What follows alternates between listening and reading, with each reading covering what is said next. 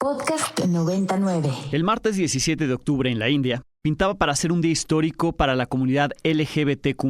La Corte tenía en sus manos la posibilidad de legalizar el matrimonio entre parejas del mismo sexo. Sin embargo, señaló que la decisión le correspondía al Parlamento. En caso de aprobarla, India formaría parte de los 35 países que han legalizado el matrimonio homosexual. La decisión judicial de ese martes se produjo en respuesta a más de una docena de peticiones presentadas desde el año pasado. El juicio comenzó el 18 de abril, cuando el tribunal comenzó a escuchar los argumentos a favor y en contra. Durante el proceso judicial, el gobierno indio de Narendra Modi afirmó que el matrimonio homosexual iba en contra de los valores religiosos y que las solicitudes solo reflejaban posturas urbanas elitistas.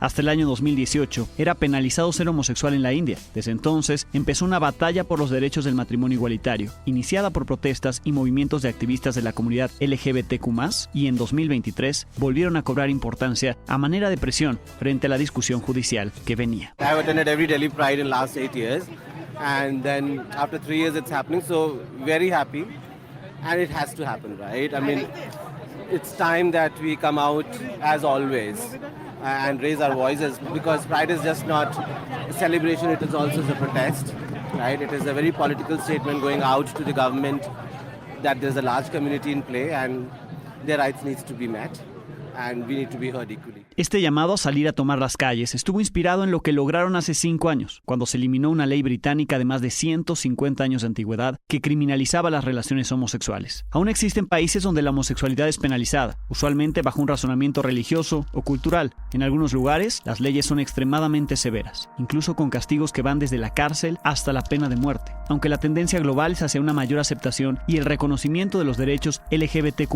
aún queda trabajo por hacer para lograr la igualdad en todo el mundo. Después de que la Corte Suprema de la India evitó legalizar el matrimonio igualitario y dejó en manos del Parlamento la decisión, hubo quienes se manifestaron a favor al considerar que se quería estropear el ambiente y el sistema indio. Agradecieron que el gobierno logró mantener una respuesta firme, negándose a reconocer estos derechos. Así lo expresó el presidente de la Asociación de Abogados de la Corte Suprema al final de la audiencia. Some people try to spoil the atmosphere of Indian system, but I'm happy that Supreme Court of India has accepted the version of the Government of India in which it was argued that the court has no power to give this right of same-sex marriage. It is the only right of the Indian Parliament. En contraste, activistas de la comunidad LGBTQ+, consideraron que aunque la Corte no lo aprobó, sí se avanzó en el reconocimiento de las uniones civiles, se discutió en el máximo tribunal y se acordó establecer mesas de discusión que exploraran la posibilidad de otorgar beneficios sociales y legales a las parejas homosexuales, en lo que el Parlamento legisla al respecto. Although while we were aiming to get amendment in the Special Marriage Act, that has not happened, but the good thing is that our partnership, a gay or a lesbian partnership, same-sex partnership, is now a recognized civil union. All the rights that straight living couples had, heterosexual couples had, we will now get the rights, including most of all the adoption rights are there, okay?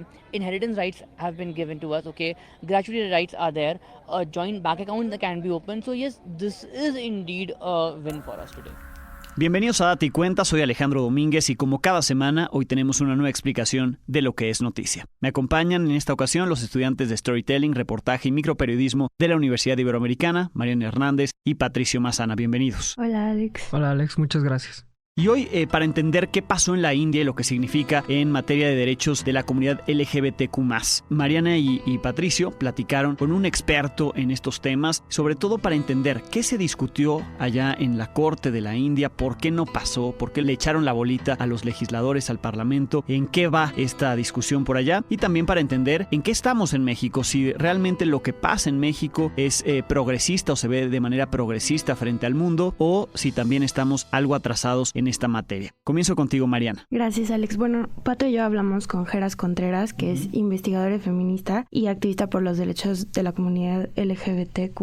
Y lo primero que le preguntamos fue qué es lo que está pasando en India y por qué la Corte no decidió legalizar el matrimonio igualitario. a la Corte llega 21 peticiones de diferentes parejas solicitando el reconocimiento a su derecho al matrimonio. Y la Corte, en una sentencia muy hermosa de 366 páginas, aclara que sí es cierto las personas LGBT están en una situación desfavorable, que sí es cierto que merecen tener el derecho a formar una familia y tener una vida digna y que en contra de muchos prejuicios que la derecha india lanzó, pero la Corte de una manera muy cautelosa dice, ustedes sí merecen tener eso, pero yo por la separación de poderes no se los puedo dar. Heras también nos habló sobre cómo, a pesar de que la mitad de la población de India está a favor del matrimonio igualitario, la institución de matrimonio es muy diferente y muy patriarcal, suprimiendo derechos sobre todo de las mujeres. El matrimonio en la India está diseñado para suprimir la serie de derechos. Y como un reporte bastante reciente en Human Rights Watch, justo en ese paradigma de las múltiples preguntas que se han lanzado a la Suprema Corte de India, es que entrar al matrimonio es poner en riesgo tu derecho a la seguridad social, tu derecho a la propiedad, tu derecho a heredar. Básicamente funciona como una tutela que además puede ser impuesta. O sea, tu tutor legal puede decidir por ti. Entonces, dentro de todo ese marco, hay una parte muy importante del movimiento LGBT, de mujeres lesbianas, bisexuales, intersex, mujeres trans y personas no binarias, pues hacen ese llamado. Sí, qué bien que tenemos las situaciones para avanzar ese derecho y que la Corte hizo una gran interpretación sobre por qué nosotros no tenemos que ser ciudadanos de segundo nivel, pero en realidad el problema es tan grande que al final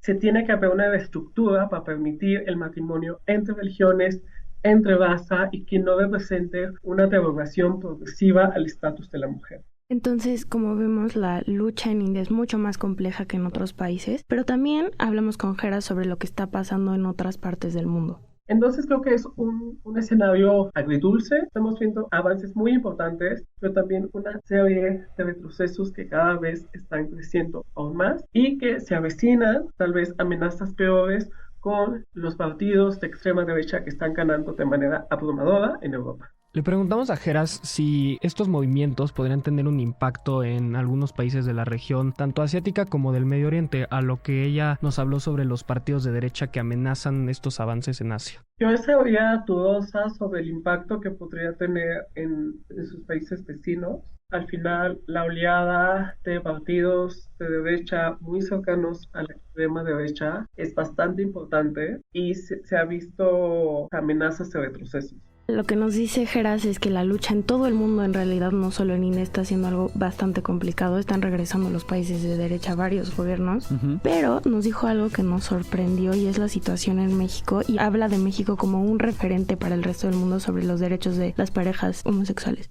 Sí, invitaría a pensar en México como un ejemplo a seguir bastante interesante. Entonces, la Suprema Corte Mexicana tiene una tendencia muy bella donde argumenta sobre cómo las personas homosexuales tienen derecho a casarse, por la idea de que las familias se van reconfigurando y no existe un modelo ideal de familia, y las familias son esas unidades de cuidado y de bienestar originales, que es un avance que no lo aplica de manera directa, pero sí lo retoma la Corte, la Sala Constitucional de la India, donde gran parte de su valor de la sentencia es desafiar esa noción de que el matrimonio solo es una relación entre un hombre cis y una mujer cis, para empujar a pensar cómo las familias han sido diversas, incluso a lo largo de toda la propia historia india, se ha reconfigurado para atender las necesidades de las personas.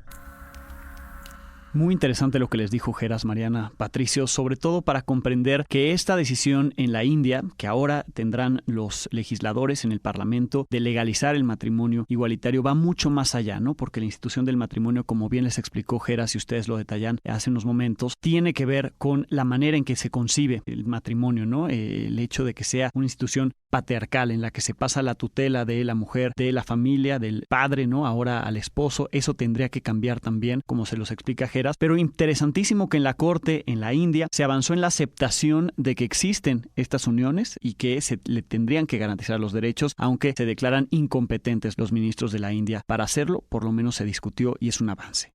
Claro, Alex, y el hecho de que se esté hablando de esto en uno de los países más grandes del mundo también es importante para el resto de la humanidad. Y México, ¿no, Patricio? En México, que lo pones como ejemplo, lo pone Geras y ustedes, y que bueno, aunque todavía hay por supuesto pendientes, el hecho de que la Corte haya determinado esto y que haya considerado, ¿no?, que pues cualquiera tiene derecho a estar casado, ¿no?, en este caso, y a tener los derechos del matrimonio. Así es, Alex. Como bien menciona Geras, a nivel social es muy importante para este país que por lo menos se le reconozca, ¿no?, que existen estos matrimonios y que merecen tener derechos. Pues veremos qué decide el Parlamento de la India. Lo que sí es un país también dividido por este gobierno de derecha, ¿no?, que además pues es muy popular, Narendra Modi, pero está en contra de que se garanticen estos derechos a los cuales pues todo el mundo debería tener acceso. Muchísimas gracias. Gracias, Alex. Gracias, Mariana. Gracias, Patricio. Y gracias a ustedes por escucharnos como cada semana. Los invitamos a que se suscriban a este podcast, califiquen cada uno de nuestros episodios. Recuerden que este podcast es posible gracias al equipo que conforman Leonardo Cepeda, Esther Cherem, Bruno Correa, Miranda Gómez, Farid Delú, Mariana Hernández, Patricio Mazana, Ana Ortega, Marcela Ortiz Mena, Valentina Pulido, Alejandro Ramírez, Pablo Ríos Camarena y Paula Simón. Por supuesto, agradecemos como cada semana al extraordinario equipo de Ibero 90.9, Daniel Maldonado, Rox Aguilar, Daniel Díaz y Aldebarán Abraham. Gracias y hasta la próxima semana, cuando tendremos una nueva explicación de lo que es noticia. Para más contenidos como este, descarga nuestra aplicación disponible para Android y iOS o visita ibero909.fm.